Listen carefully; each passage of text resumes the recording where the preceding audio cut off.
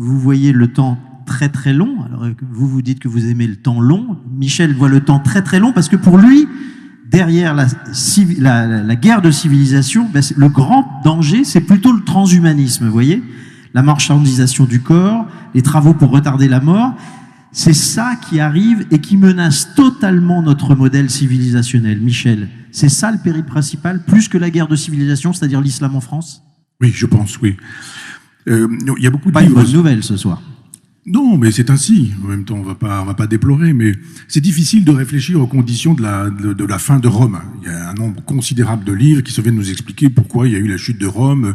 Est-ce qu'elle a même eu lieu? D'autres disent non, il y a une antiquité tardive, c'est pas une décadence, etc., etc. Bon, il y a des débats considérables. Il se fait que moi, j'ai travaillé sur cette question-là. J'ai écrit un gros livre qui s'appelle Décadence, mais un petit livre que j'ai fait après être allé aux Marquises, aux îles Marquises. C'était très intéressant pour moi de travailler sur une petite civilisation parce que Ségalen, qui est un grand poète, qui est un philosophe aussi pour moi, écrit un livre qui s'appelle Les Immémoriaux, au début du XXe siècle, 1907. Je crois qu'il voulait d'ailleurs avoir le prix Goncourt avec ça. C'était un roman, mais en même temps un roman tellement soutenu par de l'ethnologie et des récits ethnologiques, ethnographiques, c'était assez formidable. Et il raconte dans ce livre comment une civilisation s'effondre. Et je pense que là-dessus, Éric et moi, on ne sera pas d'accord du tout. Parce qu'on dit, oui, les missionnaires sont arrivés et ils ont imposé leur civilisation. C'est comme ça que finalement la civilisation maori a disparu. Ségalen ne dit pas du tout. Si les séminaristes, mais si les jésuites peuvent arriver et prendre cette place, c'est parce que la civilisation est déjà morte. Ça n'est pas l'arrivée des chrétiens qui détruit cette civilisation, c'est parce qu'elle est détruite que les chrétiens peuvent arriver. C'est-à-dire qu'il explique qu'il y a une tradition, et cette tradition, avec des petites cordes à nœuds, permet aux anciens de réciter les généalogies, c'est-à-dire de raconter l'histoire. Donc on dit machin, fils de bidule, fils d'un tel, etc. On raconte les récits héroïques, les récits des dieux, les récits des demi-dieux, etc. Et Ségalen raconte que le village est réuni et que le personnage est en train de raconter le récit mythologique, la généalogie, l'histoire. Et à un moment donné, il s'arrête, il ne sait plus, il ne trouve plus. Il a perdu la généalogie. Ségalen dit, ça y est, la civilisation est morte. Quand on n'a plus le sens de l'histoire, la connaissance de l'histoire, quand on ne sait plus que nous sommes inscrits dans un long temps, dans un plus ou moins long temps, alors à ce moment-là, les missionnaires peuvent arriver. Mais ce ne sont pas les missionnaires qui sont responsables de la fin de la civilisation. C'est l'incapacité qu'ont eu les Maoris de tenir leur civilisation en estime. Si on aime sa civilisation, si on aime sa culture, les autres comptent pour rien. Je crois donc que ce qui se passe actuellement, c'est qu'effectivement, on a l'impression que certains veulent prendre la France, mais c'est parce que la France est prise déjà, elle est déjà effondrée, elle est à prendre. Et il y a une telle détestation de soi, et moi c'est plutôt mon problème, pas tant ceux qui voudraient s'installer. Il suffirait parfois de leur dire qu'on ne le souhaite pas, qu'ils ne le feront pas, que nous ne voudrons pas, parce que nous aimons la France, sa culture, sa façon d'être, ses traditions, ce que j'ai appelé un lignage qui permet à Montaigne, à Rabelais, à Marivaux, à Victor Hugo, voilà, de dire voilà, la France c'est ça. Je pense que on pourrait déjà commencer par ça. Nous sommes morts du fait de ne pas nous aimer. D'autres arrivent en disant « on ne vous aime pas ». Et je crois effectivement que si on pense, et c'est l'une des vertus d'Éric, c'est-à-dire de penser en termes de longue durée. Mais là, je travaille sur l'esthétique, je lis Malraux intégralement, il y a des choses très intéressantes, c'est-à-dire que pour le coup, il faut penser en termes de millénaires. Quand le général de Gaulle dit « je vous le dis depuis 1000 ans », c'est drôle, mais en même temps, on se dit « eh oui, c'est ça la perspective, c'est pas 100 ans, aujourd'hui c'est 5 ans ». Et c'est même parfois 7 mois. Mais aujourd'hui, c'est 5 ans la perspective, et on dit voilà. Mais quelqu'un qui dirait, comme le général de Gaulle, moi c'est 1000 ans, ma proposition, alors là, c'est quand même nettement plus intéressant. Oui, il y a un certain nombre de facteurs de décomposition de l'Europe judéo-chrétienne. Ça paraît évident, l'islam en fait partie, mais petitement. Il n'y a pas que l'islam. Tous ces gens qui, justement, sont dans le dégoût d'eux-mêmes, dans cette espèce d'envie d'échapper à soi-même. On parlait tout à l'heure de la drogue, de l'alcool, des somnifères, des anxiolytiques, des antidépresseurs. Il y a tout ça. Et je pense que, alors il y a la démographie, là aussi je suis d'accord avec Éric, c'est-à-dire qu'on voit bien qu'il y a un effacement du judéo-christianisme, mais je pense que ce qui va advenir après, peu importe, on sent bien que ça va être une espèce de cosmopolitisme. Ce qui n'est pas très important pour moi, ce qui est plus important, c'est que nous commençons à préparer une civilisation transhumaniste. Et que si vraiment, il y a effectivement les gréco-romains qui ont rendu possible les judéo-chrétiens, il y a un moment de tuilage comme ça. L'idéologie woke, la cancel culture, contribue à détruire tout ça avec un certain nombre de théories, de thèses qui préparent le transhumanisme. Cette idée qu'il n'y a plus d'hommes, qu'il n'y a plus de femmes, que des petites filles de 8 ans ou des petits garçons de 8 ans peuvent dire qu'ils ont envie de changer de sexe depuis 4 ans. L'idée que on devrait pouvoir aujourd'hui, si on n'a plus le projet d'avoir un enfant, avorter quelques jours avant la date légale, avant le jour où peut-être cet enfant aurait pu naître. Cette idée qu'on peut acheter des ovules, des spermatozoïdes, qu'on peut louer des utérus, qu'on peut vendre des enfants. C'est-à-dire que tout ce qui apparaît là nous montre que finalement le personnage qui devrait nous intéresser aujourd'hui, c'est Elon Musk, plus que le grand moufti de Jérusalem ou je ne sais quoi. C'est-à-dire que ce vers quoi nous allons, c'est effectivement ça. Réification, c'est-à-dire transformation des gens en choses, objectivation, transformation en objet. Il s'agit de dire un enfant n'existe pas en dehors du projet que vous en avez. Vous aviez un projet d'enfant, il devait naître, cet enfant ne naîtra pas parce que si vous voulez, vous pouvez tuer cet enfant. Je rappelle que le Sénat n'a pas voté cette loi, mais que l'Assemblée nationale l'a votée et que c'était une proposition de toute la gauche, des écologistes, du Parti socialiste, du Parti communiste et de la France insoumise. Ces gens qui normalement étaient censés s'occuper des plus pauvres disent, vous pouvez aujourd'hui, si vous ne voulez plus de cet enfant, en finir, nous allons tuer cet enfant et nous allons le détruire, etc. Je pense que ça, un jour, si d'autres sont encore capables de lire, de voir et de savoir ce qu'est notre présent et ce qui sera devenu leur passé, découvriront que effectivement la chose était bien dite. Il y a des gens qui auront le droit d'être des hommes et d'autres qui seront des sous-hommes. Je pense que nous allons vers un inhumanisme et que ça va très vite. Déjà, actuellement, à l'heure où nous parlons, sur la côte ouest aux États-Unis, il y a une truie qui s'appelle Gertrude, dont le cerveau est pucé et on lui donne des informations numériques. C'est-à-dire qu'on fabrique dans le cerveau de ce cochon des souvenirs de choses qu'elle n'aura pas vécues. Ça veut dire qu'on peut enlever les souvenirs de choses qu'elle aura proprement vécues, et ce qui est possible sur cet animal est possible sur les humains. Quelle force spirituelle s'opposera à ça ? Alors, seule une force spirituelle le pourrait, il n'y en a pas. Moi je pense que la vraie crainte, elle est là. Alors Michel nous dit que c'est foutu. On a un petit peu les musiciens sur le pont du Titanic. Éric, vous aviez pensé à ça ? Moi, j'ai beaucoup moins d'imagination que Michel. C'est réel. Je sais bien. Mais en revanche, je le suis sur le temps long de 1000 ans. Je vais essayer de dire exactement ce que je vois, moi, sur justement l'évolution depuis 1000 ans. D'abord, évidemment que c'est parce que nous sommes faibles que tout cela nous arrive. Vous savez, c'est le mot de Léopold Senghor, quand l'ancien président sénégalais, quand ses propres compatriotes l'agaçaient avec la responsabilité du colonisateur français, il disait « pour être colonisé, il faut être colonisable ». Donc évidemment que c'est la faiblesse de l'un qui explique la force de l'autre. Mais je vais vous dire, et c'est là mon point de désaccord avec Michel ce soir, je pense que c'est une facilité. C'est-à-dire, et même un brin de complexe de supériorité. Comme si l'autre n'avait pas de volonté propre. Comme si tout ce qui nous arrivait était de notre fait. Même le suicide, même la mort, c'était nous qui étions responsables. Eh ben non, l'autre existe, l'autre a une volonté. Surtout qu'il est porté par justement ces 1000 ans. Je pense, après avoir lu René Grousset, Histoire du monde, qui explique ça remarquablement, qu'en fait, il y a un conflit entre l'Orient et l'Occident depuis la Grèce antique, quand les cités grecques s'opposaient à la Perse. Et que la domination de l'Occident, d'abord par la pensée grecque, puis par la puissance de l'Empire romain, en face, l'Orient a cherché désespérément des moyens de prendre sa revanche. Je pense d'ailleurs que, et Grousset l'explique très bien, que les révoltes juives, vous savez, contre l'Empire romain, sont des tentatives de révolte de l'Orient contre cet Occident, j'allais dire, sur de lui et dominateur. Mais, finalement, l'Orient a trouvé son champion. Et son champion, c'est l'islam. Parce que l'islam, c'est, si vous voulez, à partir du moment où Mahomet passe de la Mecque à Médine, c'est là que commence l'hégire, et c'est le moment où Mahomet devient non seulement chef religieux, mais chef de guerre et chef d'État. C'est-à-dire que l'islam, c'est quelque chose un bloc fermé. État, société, religion. Et c'est ce champion-là de l'Orient qui s'oppose à l'Occident. Alors depuis 1000 ans, il y a des mouvements de flux et de reflux. La foudroyante avancée des cavaliers arabes au 7e siècle, c'est évidemment une offensive extraordinaire. Et puis, il y a des moments de reflux.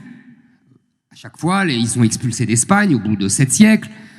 Puis, petit à petit, ils continuent quand même à menacer toutes les côtes. Qu'allait-il faire dans cette galère? Tout le monde connaît cette réplique dans la pièce de Molière. Qu'est-ce que c'est qu'allait-il faire dans cette galère? C'était les galères turques, qui venaient d'Alger et qui prenaient, qui attaquaient, qui prenaient des gens français à Toulon, sur la côte méditerranéenne, et qui les emmenaient comme esclaves. On est sous le règne de Louis XIV. On n'est pas sous un petit roi. On est sous le règne de Louis XIV, et Louis XIV ne peut rien faire. Puis, il y a l'extraordinaire domination occidentale. L'Occident prend sa revanche. Et c'est la Renaissance, le XVIIIe siècle, la Révolution française. C'est surtout la conquête de l'Égypte par Bonaparte. Là, il y a une date charnière. Parce que, oui, il y a une scène absolument incroyable quand Bonaparte convoque tous les imams en leur disant bon, alors maintenant, qu'est-ce que vous allez faire? Et il lui dit, les autres répondent, mais on te combattra, etc. Et Bonaparte rigole et monte ses canons et dit qu'est-ce que vous avez en face de ça? Et les imams disent le Coran. C'est là un affrontement de civilisation presque pur. Vous voyez, dans ça, il faut bien comprendre le degré de sous-développement que connaît à l'époque le monde musulman. Je donne un seul exemple que j'ai lu. Le confinement a été utile. J'ai lu enfin la correspondance de Napoléon, que je n'avais jamais eu le temps de lire. Et à un moment, on est en 1798, il est en Égypte, il écrit à Joséphine, donc évidemment, il lui raconte, etc. Il lui raconte comment il a massacré avec ses canons les Mamelouks, qu'il admire en même temps parce qu'ils ont des costumes extraordinaires, chamarrés, etc., qui mettent, dit-il, tout leur argent dans leurs costumes. Et il dit, on a un gros problème, on ne peut pas manger de pain. Je lis ça, je me dis, mais c'est bizarre, pourquoi ils ne peuvent pas manger de pain? Et il ajoute, eh ben c'est simple, ils ne connaissent pas le moulin. Et donc, ce sont mes soldats qui leur apprennent à construire des moulins, à les faire marcher, et donc à faire du pain. On est en 1798. Il y a des moulins en France depuis le XIIe siècle. Donc vous voyez le décalage intellectuel, scientifique, technique, politique. Là, on est au sommet de la domination occidentale qui va évidemment porter toute la colonisation. Porter avec cette colonisation le dynamisme démographique, très important. Je vous donne un seul exemple. Quand les troupes de Charles X débarquent en 1830 en Algérie, la France, nous sommes 28 millions. Pour vous donner une idée, c'est autant que la Russie de l'époque. En face, en Algérie, territoire immense, combien sont-ils? 2 millions. C'est-à-dire que toutes ces populations du Sud vivent encore, on parlait de la nature au début avec des accents bucoliques, mais il y a aussi des accents terribles de la nature. C'est-à-dire que tous les enfants mouraient en bas âge et qu'il fallait en faire 10 pour en garder un. Ils en sont encore là, eux. Et donc, il y a ce dynamisme technique, scientifique, politique et démographique qui fait que l'Europe, et la France en l'occurrence, vont se projeter dans ces régions. Pour vous donner une idée, il y a en 1900 100 millions d'habitants en Afrique. 100 millions.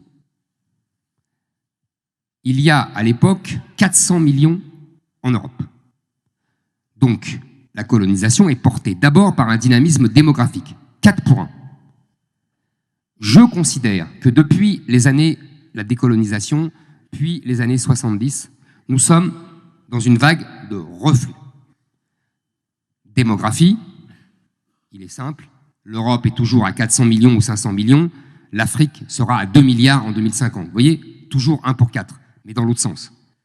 Et révolution financière, l'argent du pétrole. Révolution culturelle, le revival islamique. Et donc, on a, vous voyez bien, la civilisation, l'Orient, portée par l'islam, qui aujourd'hui est en phase ascendante. Et donc, qui colonise une partie du territoire européen, parce qu'on peut parler de toute l'Europe, hein, c'est exactement le retour. Donc vous voyez, c'est une histoire de 1000 ans. Donc on peut dire, comme Michel, il a raison, on est affaibli, on ne croit plus en nous, on ne croit plus en notre histoire. Je suis d'accord avec ça, mais je pense que ce n'est pas suffisant pour comprendre ce qui nous arrive. Entendu. Alors ça nous amène justement à la question de l'immigration et la question de l'assimilation. Il faut qu'on avance, Michel. Juste 2 mots, je ne vais pas être long. Et heureusement qu'on a fait du pain avant d'inventer le moulin. Et il y a un tas de gens qui ont su, à la préhistoire, fabriquer du pain. Et ça n'est pas forcément un signe de supériorité que d'avoir inventé le moulin. Il y avait du pain bien avant. Première chose. Puis deuxième chose, pour aller vite, l'Orient n'est pas que l'islam. Parce que j'entends bien. Juste il y a une double revanche de l'Orient avec la Chine. Et bien voilà. Et bien c'est ce que je voulais ajouter en disant qu'il y avait aussi la Chine et que hélas, la Chine vous n'aviez pas parlé de la Chine et que si vraiment il y avait une menace, pour moi, elle était plus à craindre du côté de la Chine, qui pour l'instant est en train de jouer superbement en avançant ses pièces et qui un jour dira maintenant on y va et ce sera vraiment l'empire du milieu. Mais c'est pas la même revanche. C'est pas la même revanche, sauf que eux sont capables. Et probablement pas les pays musulmans de la planète, mais eux sont capables de travailler sur le transhumanisme. Et je pense que actuellement, en Chine, on est en train d'avancer sans foi ni loi sur des questions comme celle-ci, et qu'un jour, ils nous sortiront des chimères humaines. Ils sont déjà en train d'y travailler. Il y a en fait mais c'est la guerre de civilisation de Huntington. Voilà. En vérité, il a tout dit, il a tout compris tout de suite. Alors, il y a deux champions de l'Orient. Absolument. Revenons à la question de l'immigration, comme je vous le disais. Il y a un constat commun. Effectivement, c'est qu'on subit une vague migratoire sans précédent. Pour autant, est-ce que vous êtes d'accord sur les propositions? Notamment, je pense à ce mot en 28 janvier 2021 qui a été repris dans Valeurs Actuelles, où vous parlez de remigration. Remigration. J'ai jamais parlé de remigration. Alors, c'est étonnant parce que vraiment, ce mot, il a même été imprimé. Je ne sais pas ce que ça veut dire, mais... Ouais. Bon, alors, je ne sais pas ce que ça veut dire. Moi, moi je peux vous... Bon, allez-y. Non, mais je vais vous poser très simplement la question, parce que la remigration, nous, on aimerait bien savoir comment ça se fait, comment ça se pratique. C'est bien pour ça que j'emploie pas ce mot-là. Moi, je pense que, si vous voulez, nous vivons une vague migratoire... Bon, si vous l'avez dit, vous le regrettez. C'est parce que vous dites... Mais non, je ne regrette rien. Il semblerait quand même que vous l'ayez dit, Eric, ce mot de remigration... Vous savez, on me prête tellement de mots. Bon, là, c'est Valeurs Actuelles. Non, mais c'est vrai. Bon, enfin... Non, mais c'est très simple. Nous devons travailler sur l'arrêt des flux. C'est la première urgence. On va pas se battre avec les chiffres, Michel et moi, on sera d'accord. Il y a les chiffres officiels. On est à 275 000 entrées légales par an, plus les 130 000 droits d'asile dont 80% sont déboutés, mais personne ne part. Vous connaissez les chiffres. Donc on a à peu près une ville de Nice, plus qu'une ville de Nice, tous les ans qui rentre, et une ville de Paris au bout du mandat de Macron. Donc on arrête cette immigration. Donc on arrête complètement. D'accord. Donc moratoire sur l'immigration, mais est-ce que l'on met... C'est arrêt. Arrêt. On arrête le regroupement familial, on met le droit d'asile à l'extérieur. Ok. Mais j'entends bien, mais ce que je voudrais que vous précisiez, c'est le retour. Qu'est-ce que l'on fait sur le retour éventuel mais je vais vous répondre. Voilà. Je vais vous répondre. Après, il y a des gens qui sont français et qui sont des gens qui n'ont absolument rien à craindre. Ils sont français d'où qu'ils viennent.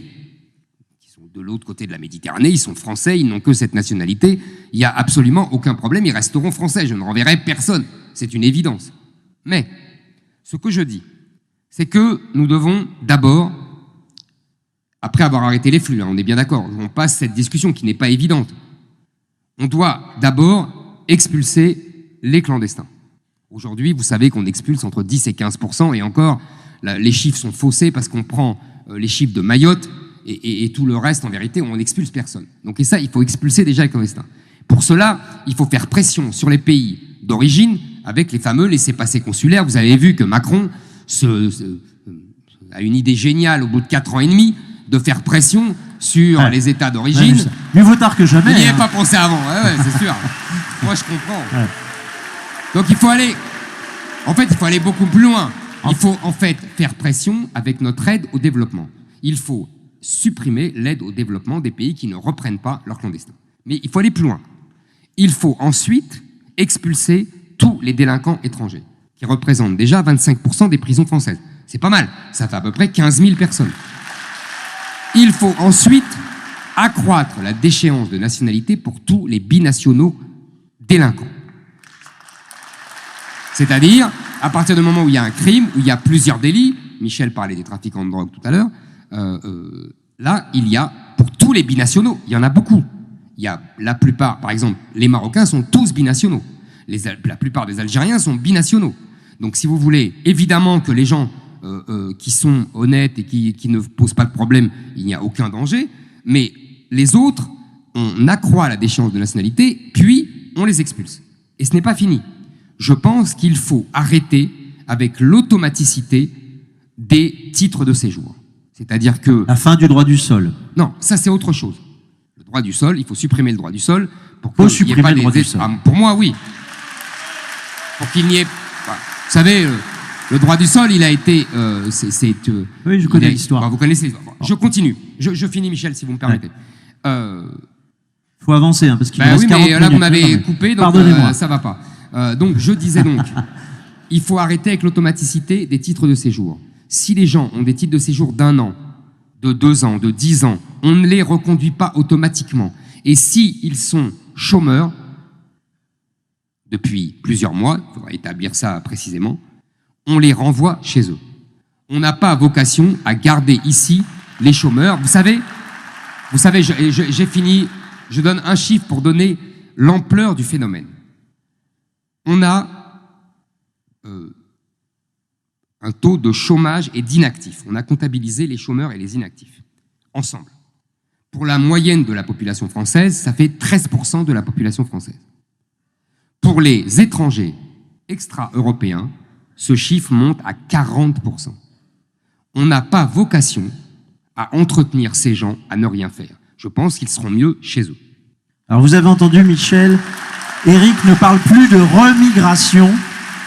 Bon.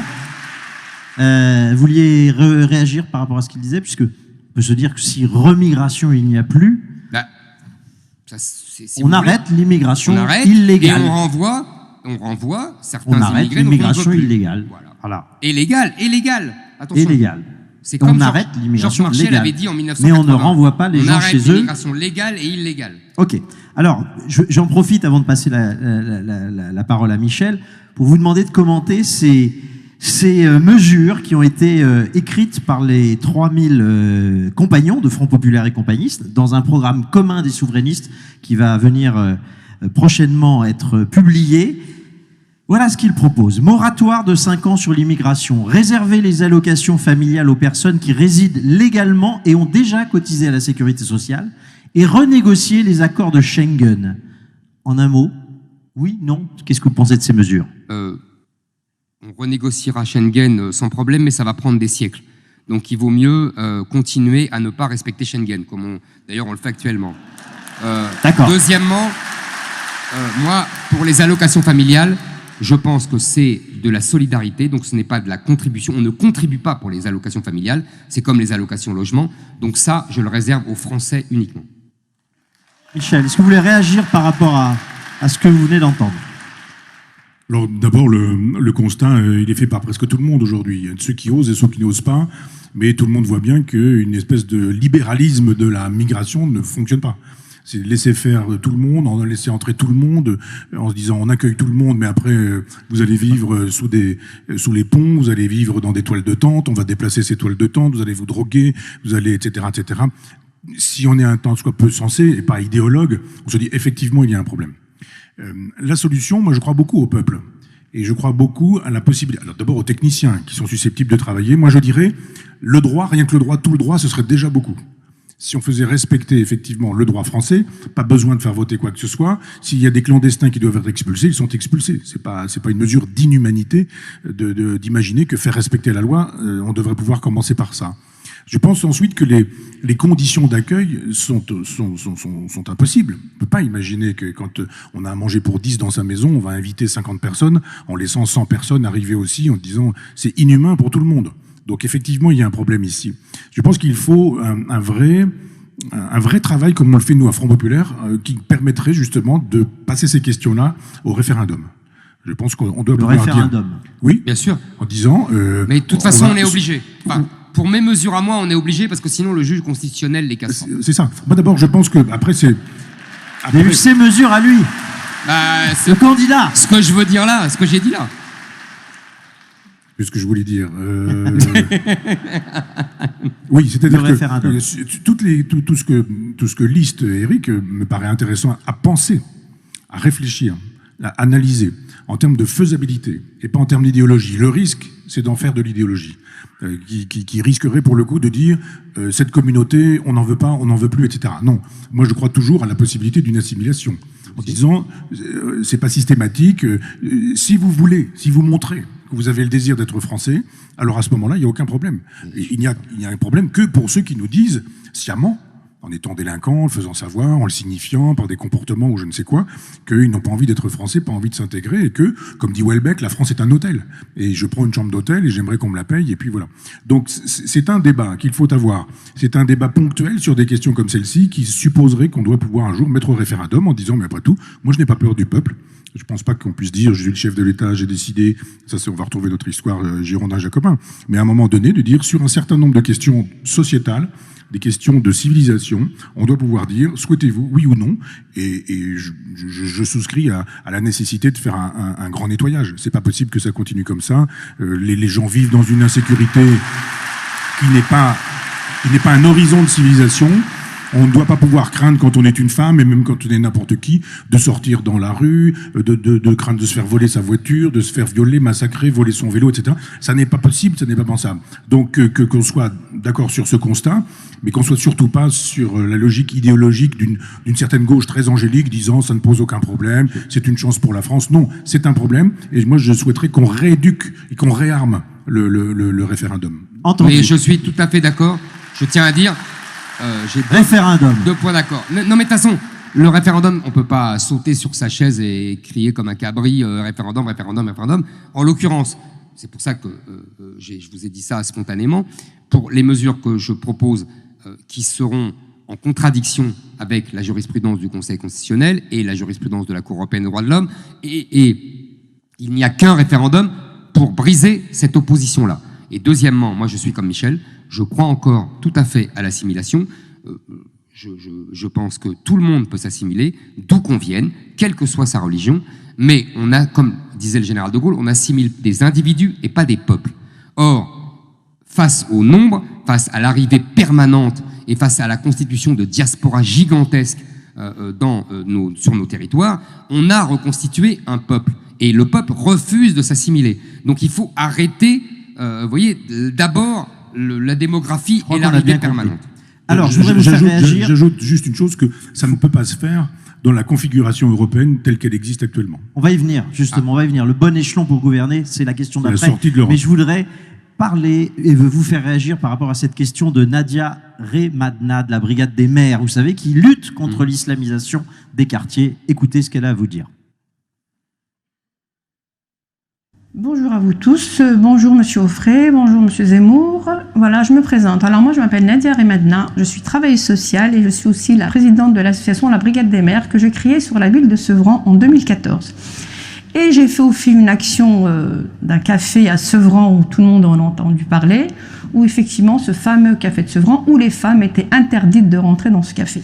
Et après ce reportage, arrive juste derrière nous Madame Clémentine Autain, qui est députée, pourtant qui porte un prénom bien français, Clémentine Autain, qui nous a bien sûr déglingué sur les réseaux sociaux, excusez-moi d'employer un mot familier, en disant stop à la stigmatisation. Alors, Monsieur Zemmour, ma question est la suivante. Pensez-vous que vous, Monsieur Zemmour, qu'on connaît, qui débat, qui parle des prénoms, pensez-vous, Monsieur Zemmour, toutes les personnes qui se battent comme moi, les Fatia, les Soraya, les shérifs qui sont avec moi dans mon combat, et que moi, ayant un prénom pas du tout français, je m'appelle Nadia, je suis française, d'origine algérienne, berbère, pensez-vous que vous êtes plus français que moi? Et à quel niveau? Merci. Alors, qu'est-ce que vous pensez de ces femmes musulmanes d'origine, ou musulmanes pratiquantes encore, mais qui se battent contre l'islamisation des quartiers? D'abord, je suis plus français que personne. Je suis un citoyen français et heureux et fier de l'être, c'est tout. Je ne prétends pas à une quelconque supériorité sur quiconque, premièrement. Deuxièmement, ce que je veux dire, c'est que l'État, si vous voulez, l'État a une grande responsabilité par sa faiblesse. Mais on ne peut pas tout remettre sur l'État. Il a une grande responsabilité parce qu'il a renoncé à imposer. imposer ce qu'il imposait auparavant. On a commencé la discussion sur nos enfances dans les années 60.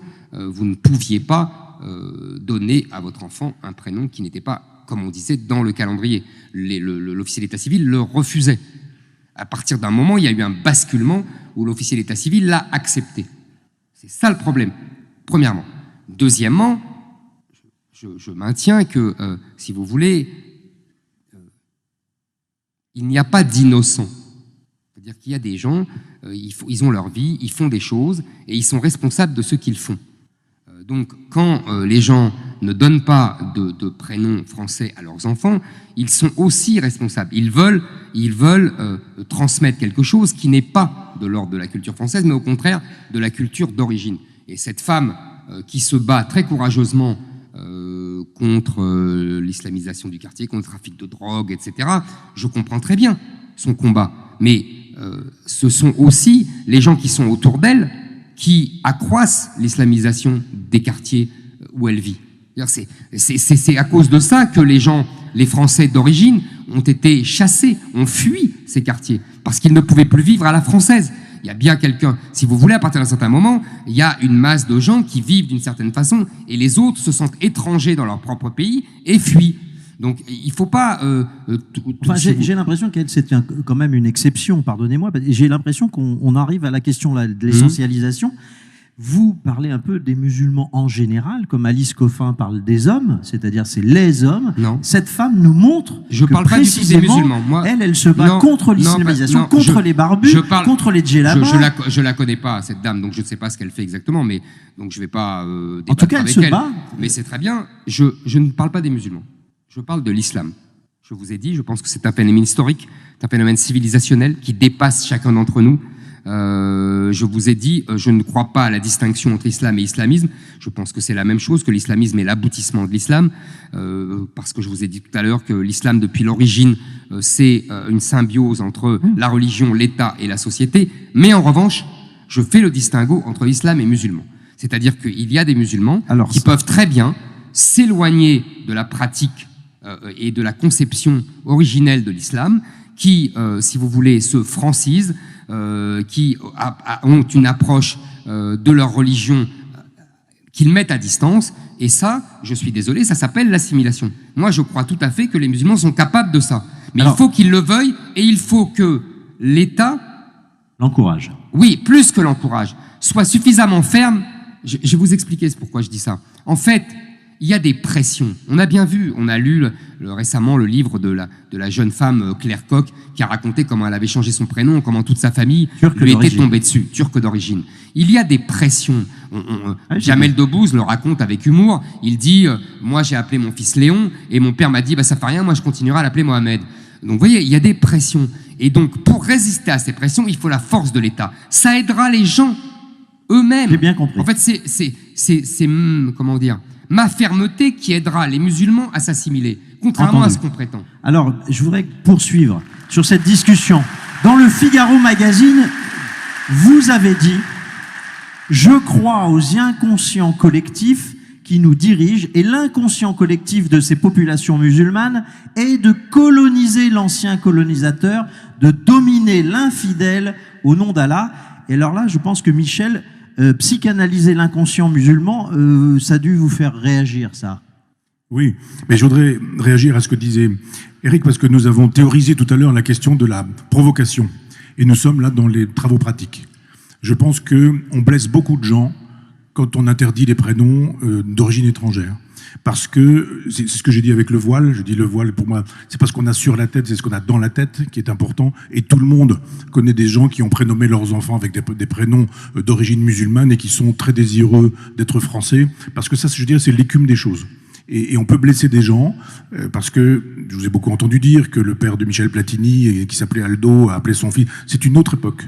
Et je pense que vous êtes fidèle à votre vie, à votre enfance, je le suis aussi, et d'autres peuvent être fidèles à d'autres origines sans que pour autant il soit interdit d'être français pour ces personnes-là.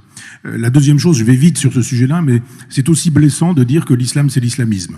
On connaît tous des musulmans pratiquants qui ne sont pas des islamistes, si tant est que l'islamisme ce soit de faire de la religion un projet de société. Je vous aide sur des positions, je dirais, un peu transcendantale, kantienne. C'est-à-dire, oui, c'est vrai, si on prend le Coran, et si on lit le Coran, si on prend les hadiths du prophète, si on prend la vie du prophète, oui, ce que vous dites est vrai. Mais ceci dit, cet islam avec une espèce d'I majuscule n'a pas grand-chose à voir avec des musulmans qui pratiquent autre chose, autrement. Exactement de la même manière qu'il y a aujourd'hui des catholiques qui ne croient pas forcément à l'enfer, au diable, à l'infaillibilité papale. Parce que on peut dire des choses théoriques qui sont justes. Et il est juste de dire qu'effectivement, il y a dans l'islam matière à islamisme. Mais il y a aussi matière à autre chose, voire au contraire. C'est-à-dire que je vous ai entendu parler des versets de la Mecque, du Coran de la Mecque et du Coran de Médine. Ça, c'est une invention d'un orientaliste allemand, fin 19e, début 20e. Rien n'est prouvé. Rien n'est prouvé. Non, mais je veux dire que il est dit dans le Coran qu'on ne fait pas l'exégèse d'un texte sacré. Quiconque commence à faire l'exégèse d'un texte sacré n'est plus dans la logique musulmane. Donc il n'y a pas pour autant de versets abrogeants, de versets abrogés, dont certains pourraient être datés, parce que personne ne peut clairement dire que tel verset date de l'époque de Médine ou de l'époque de la Mecque. Donc ça, je pense que cette façon de commencer à pinailler dans la théologie est problématique, parce qu'il n'y a pas de versants abrogeants, il n'y a pas de versets abrogeants et d'autres abrogés, il y a simplement des musulmans. Et il y a dans les musulmans des gens qui sont la minorité agissante d'islamistes et une majorité de gens qui ne sont pas islamistes. Si on commence à penser comme ça, alors de fait, on aura du mal à leur proposer une intégration parce qu'on leur demande de s'intégrer en n'étant plus ce qu'ils sont. Si on ne fait pas de la théorie de l'islam, ce qu'on peut faire ensemble, on a lu les mêmes textes, moi j'ai des fiches, etc. Et il faut le dire, il y a effectivement des versets qui sont des versets homophobes, misogynes, phallocrates, etc. Mais combien dans la totalité d'un texte?